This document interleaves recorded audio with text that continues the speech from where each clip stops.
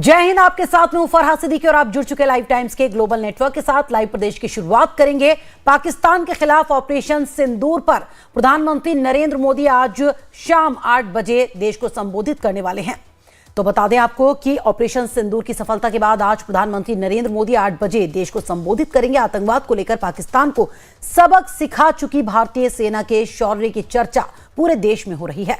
रात 8 बजे पीएम मोदी के संबोधन पर पूरी दुनिया की नजर रहेगी। तो आज रात 8 बजे प्रधानमंत्री नरेंद्र मोदी देश की जनता को संबोधित करेंगे। ऑपरेशन सिंदूर के बारे में बातचीत करेंगे, देश की जनता को इसकी जानकारी देंगे।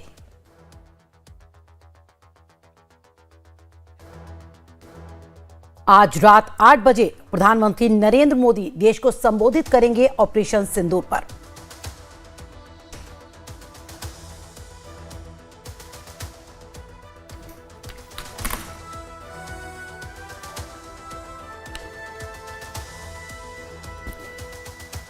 कमलेश सिंह मेरे सहयोगी दिल्ली से और रविंद्र श्रीवास्तव जम्मू कश्मीर के पुंछ से फोन लाइन पर मौजूद है। रविंद्र, अब से थोड़ी ही देर में रात 8 बजे प्रधानमंत्री देश को संबोधित करने वाले हैं। जिस तरह से ऑपरेशन सिंदूर की सफलता हुई है उसके बाद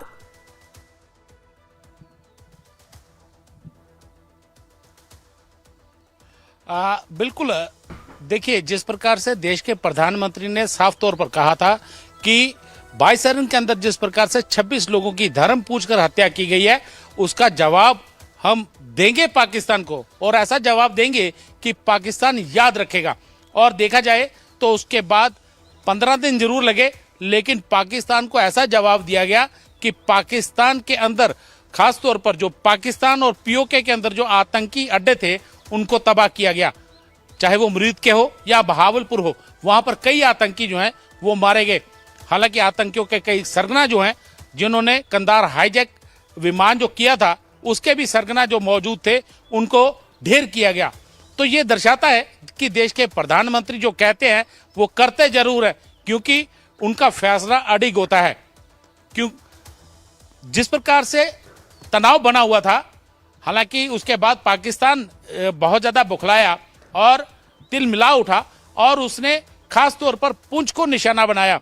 आज हम पुंछ में पहुंचे हुए हैं और यहाँ पर ग्राउंड जीरो से कई रिपोर्टिंग की है, लोगों से हमने बात की है। रविंद्र, पुंछ में आप मौजूद हैं, लोगों से आपने बातचीत की है, हालात का जायजा लिया, ग्राउंड जीरो पर आप लगातार हैं, तो क्या आपको नजर आया और जो लोगों से बातचीत आपकी हुई, क्या लोग उसमें कहते नजर आए?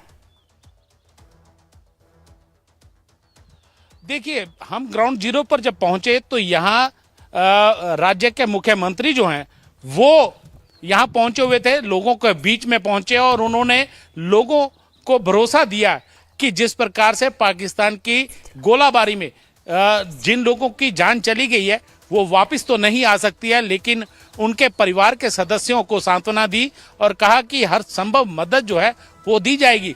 लोगों की ये मांग थी कि यहाँ बंकर जो हैं वो बनाए जाएं, एक सामुदायिक बंकर जो है बनाए जाएं, क्योंकि पाकिस्तान ने अब पुंछ इलाके को, पुंछ शहर को टारगेट किया है।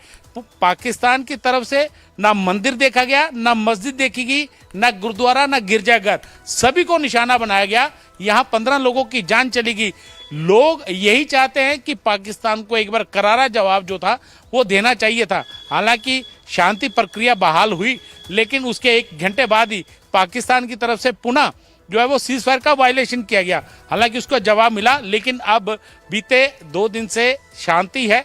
लोग चाहते हैं कि इसी प्रकार की शांति जो है वो बनी रहे, लेकिन लोगों को पाकिस्तान के ऊपर भरोसा नहीं है। फरा रविंद्र, जाहिर सी बात है पाकिस्तान पर भरोसा किया भी नहीं जा सकता, क्योंकि जिस तरह से युद्ध विराम के बाद उसने उसी दिन हमले करने शुरू कर दिए थे शाम होते होते, तो उस पर यकीन तो किया नहीं जा सकता। लेकिन वहां के लोगों की अगर बात करें तो ऑपरेशन सिंदूर चलाया जिस तरह से, और उसके बाद एक के बाद एक ताबड़तोड़ तरीके से पाकिस्तान को जवाब दिया गया, उस पर लोगों की क्या राय है? उससे क्या लोग सहमत है और क्या खुश हैं लोग उससे?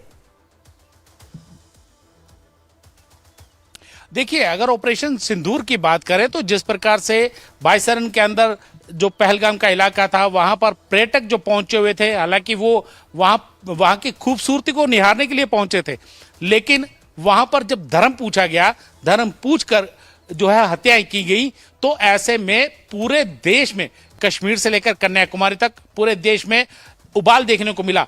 यहां पर भी जब हमने लोगों के राय जानने की कोशिश की तो उनका कहना था कि धर्म पूछकर जिस प्रकार से आतंक मचाया गया है ये निंदनीय है, ये किसी भी कीमत पर बर्दाश्त नहीं है।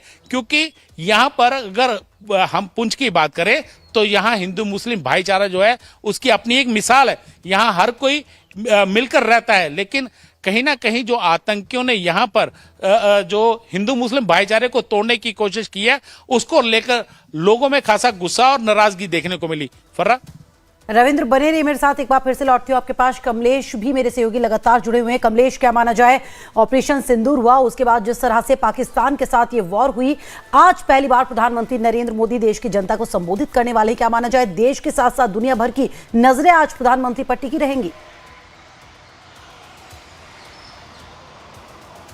जी बिल्कुल ठीक कहा आपने कि आज से तकरीबन 15 दिन पहले प्रधानमंत्री ने आगाह किया था पाकिस्तान को कि उसको भुगतना पड़ेगा और ऐसी सज़ा मिलेगी जो उनके सोच से भी परे होगी।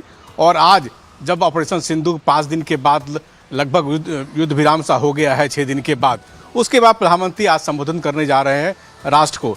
चूँकि जब कोई पॉलिटिकल क्राइसिस ये नहीं थी, ये जो थी देश के सामने क्राइसिस उभर के सामने आई थी, इसलिए प्रधानमंत्री ने सेना को आगे किया था और सेना सारा डिसीजन ले रही थी।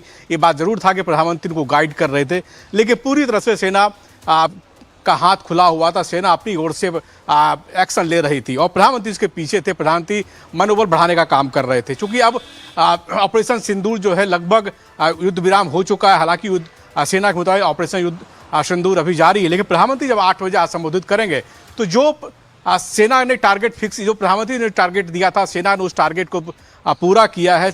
और आज भी जब तीनों सेनाओं के डीजीएमओ लेवल की प्रेस कॉन्फ्रेंस थी तो आज आपने सुना होगा, साफ साफ कहा गया कि मैंने आतंकवाद के खिलाफ मोर्चा खोला था, लेकिन पाकिस्तान ने इसको अपना बना लिया। उन्हें पाकिस्तान जो है आतंकवाद के साथ दिखा।